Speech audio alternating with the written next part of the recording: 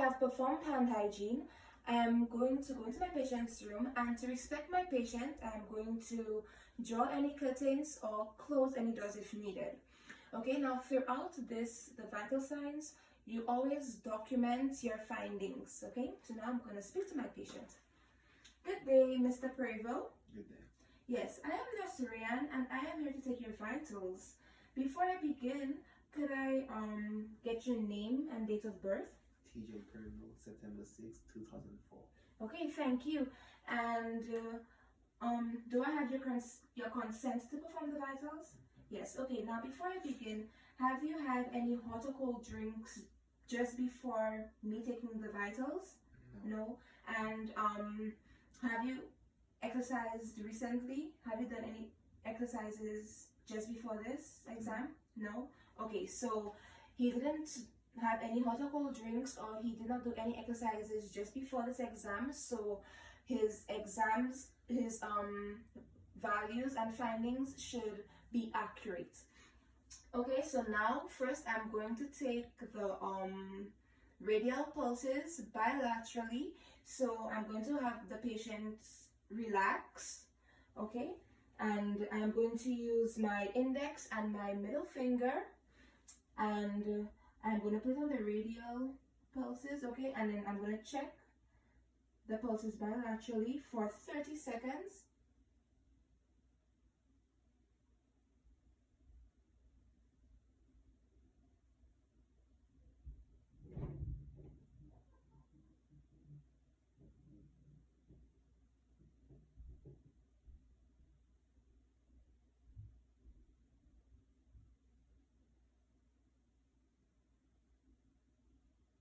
Okay, it was 72 and 2 plus, which is normal. So I would document that his for the radial pulses, it is 72 2 plus, which is normal.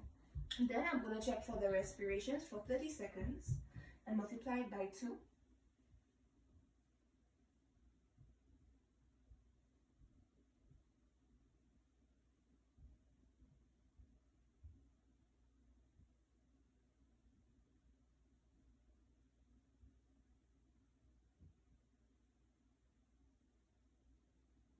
Okay, and it was 16. Now I'm going to document that his respirations were 16.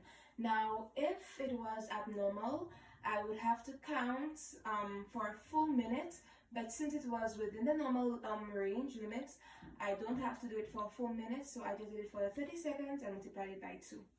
So right now I'm going to take the patient's blood pressure. So first of all, you want to ensure that the arm is bare and that it is in line with the heart. Okay, next I'm going to check for the brachial artery. Okay, and it's right here. Okay, so for the blood pressure, you want to first ensure that it is the right size for the patient. So that's 80% of the length of the circumference, 80% length of the circumference, and 40% of the patient's arm width. Now, if the cup is too big or too small, that would result in an inaccurate reading. Okay, so it will not be an appropriate reading for the client. Okay, so you want to put the blood pressure cuff 1 inch above the elbow, and the blood pressure cuffs, it has left and right arrows. Since this is the patient's left arm, I'm going to ensure that the left arrow is on the brachial artery.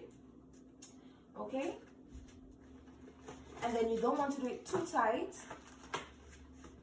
Okay, and then to ensure that it is not too tight, I'm going to take my 2 fingers, and then it went in with ease, so that's it's good.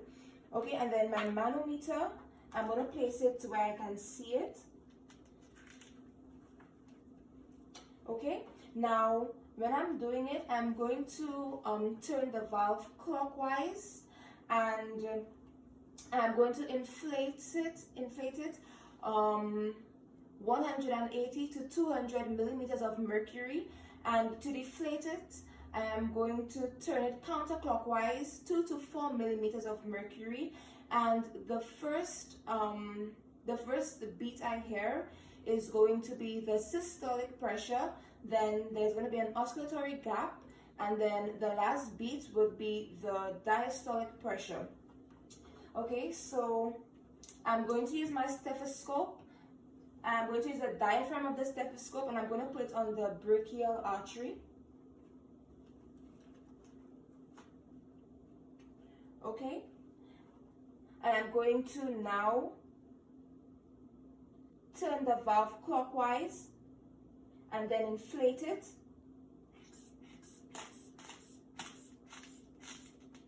Okay, and then turn it counterclockwise.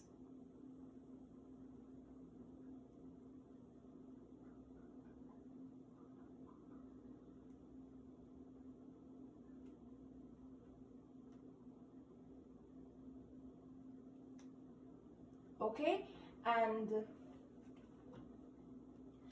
okay, so the blood pressure was 112/70, which is within normal limits. So I'm going to record it. Okay, and then since the cuff is deflated completely, I'm going to remove it. Okay, and it was within normal limits, so I recorded it. If it wasn't within the normal limits, the patient would have to be reassessed, and interventions will have to be put in to have that patient's blood pressure within the normal limits. So now I'm going to check his apical pulse. Okay, so I'm going to use the diaphragm of my stethoscope, and the apical pulse from the midline, it is the 5th intercostal space.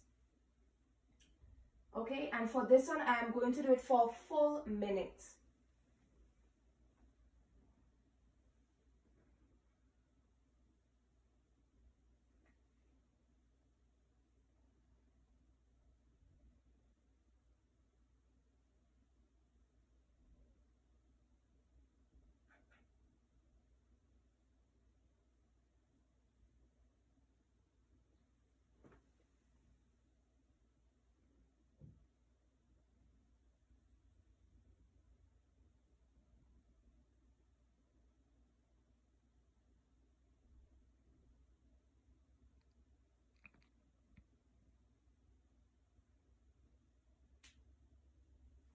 Okay, and it is 82 beats per minute, which is normal, so I'm going to document that his apical pulse is 82 beats per minute.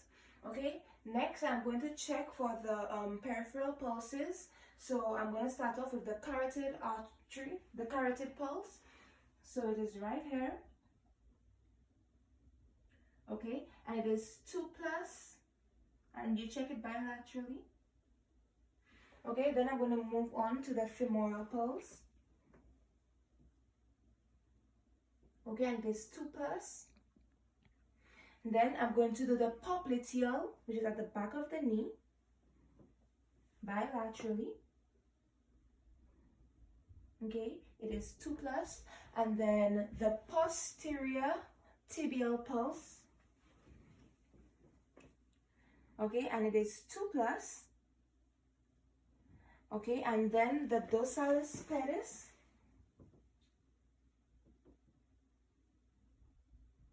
Okay, which is 2+. And you just record these findings, and that's it. Thank you.